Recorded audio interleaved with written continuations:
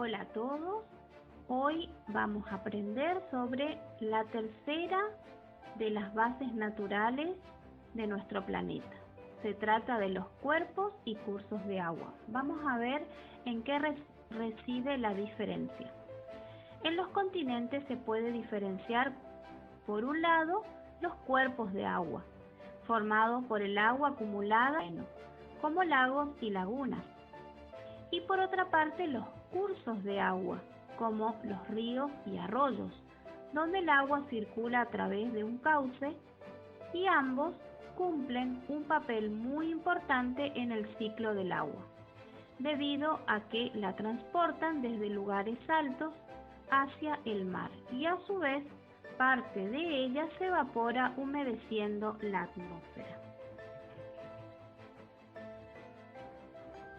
Los ríos transportan distinta cantidad de agua durante el año, porque dependen de las fuentes de las cuales se alimentan, es decir, de la disponibilidad de agua que haya en sus nacientes. Se llama régimen a la variación del caudal de un río. Según de dónde provenga el agua que alimenta el río, se diferencian distintos regímenes. Vamos a conocer 4 tipos de régimen. El primero es el régimen fluvial. Este tipo de régimen está asociado a los ríos, que reciben su agua principalmente de las precipitaciones. En las estaciones más húmedas, el caudal del río crece de manera notable y experimenta una bajante en las estaciones secas. Los ríos Paraná y Uruguay son ejemplos de régimen fluvial. Pasemos ahora a describir el régimen nival y glacial. Los ríos que nacen en las zonas montañosas, donde la principal precipitación es en forma de nieve, reciben sus aguas como producto del deshielo. Las épocas de creciente del caudal son las de primavera y verano, cuando la radiación solar es mayor y facilita el derretimiento de la nieve y los glaciares. Los ríos que, como el Mendoza y el Atuel, tienen sus nacientes en los Andes, presentan este tipo de régimen. Luego tenemos el régimen lacustre.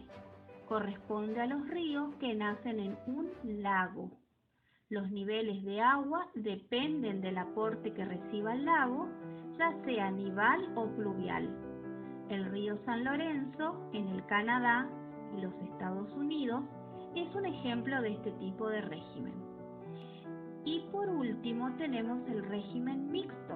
En este caso, los ríos son alimentados por la combinación de varios regímenes. El mayor ejemplo de régimen mixto es el río Amazonas, formado por la confluencia de varios ríos que descienden de la cordillera de los Andes, pero en cuyo caudal tienen gran importancia las lluvias. Las características de los ríos se relacionan con las particularidades del clima y del relieve de las zonas que atraviesan. Por ejemplo, en una zona de clima húmedo, los ríos tendrán mayor caudal. El volumen de agua que transportan por unidad de tiempo que los que atraviesan zonas áridas. Los cursos de agua de montaña por la pendiente del terreno son más rápidos que los que fluyen por zonas de llanura. Asimismo, los distintos regímenes fluviales están asociados a las condiciones de clima y de relieve.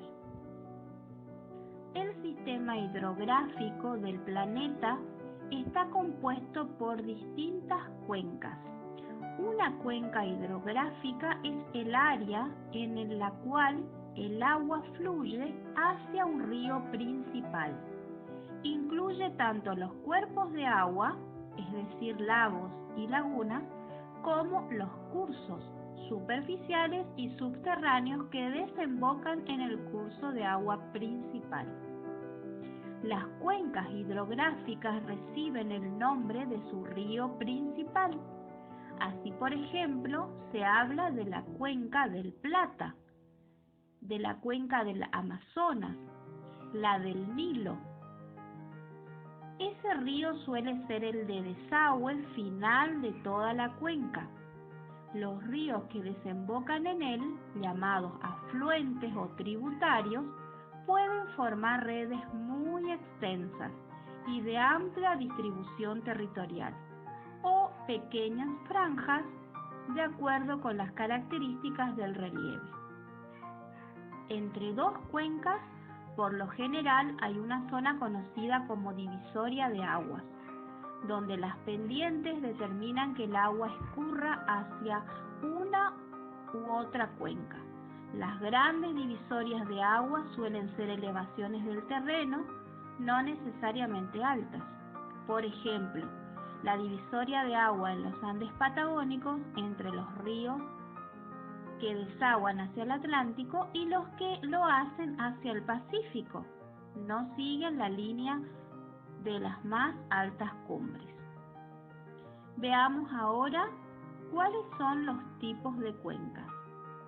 Las cuencas se clasifican de acuerdo con el lugar en que desemboca su río principal. Según este criterio puede ser de tres tipos: cuencas exorreicas, cuencas endorreicas y cuencas arreicas. Vamos a comenzar con la descripción de las cuencas exorreicas. Las mismas desaguan en los océanos o mares abiertos. En general, las cuencas más extensas y de mayor importancia hidrográfica del planeta son de este tipo. Entre ellas se encuentran, por ejemplo, la de los ríos Amazonas, Mississippi, Paraná y Uruguay, también llamada Cuenca del Plata, por ejemplo, en el continente americano. La de los ríos Huanghe, Yangtze, Indo y Ganges en el Asia. La de los ríos Nilo, Congo y Zambeze en el África. Y la de los ríos Danubio y Rin en Europa. Luego tenemos las cuencas endorreicas. En ellas el agua no llega hasta un mar abierto u océano, sino que desemboca en un mar cerrado, lago o laguna. La principal cuenca de este tipo en el mundo es la del río Volga, en Rusia, que desagua en el mar Caspio, de gran importancia hidrográfica. Otros ejemplos son las cuencas de los ríos Salidulce, primero en Suquía y segundo en Sagnaes, que desembocan en la laguna de Mar Chiquita en Hacenusa, en la provincia argentina de Córdoba, después de recorrer las provincias de Tucumán y Santiago del Estero. Y por último tenemos las zonas arreicas, que corresponden a las aguas superficiales que se infiltran en el suelo o se evaporan sin llegar a desaguar en ninguna cuenca de las mencionadas anteriormente. Generalmente se encuentran en zonas de climas áridos, donde las precipitaciones no son suficientes para alimentar los cursos de agua y la elevada radiación solar provoca una mayor evaporación.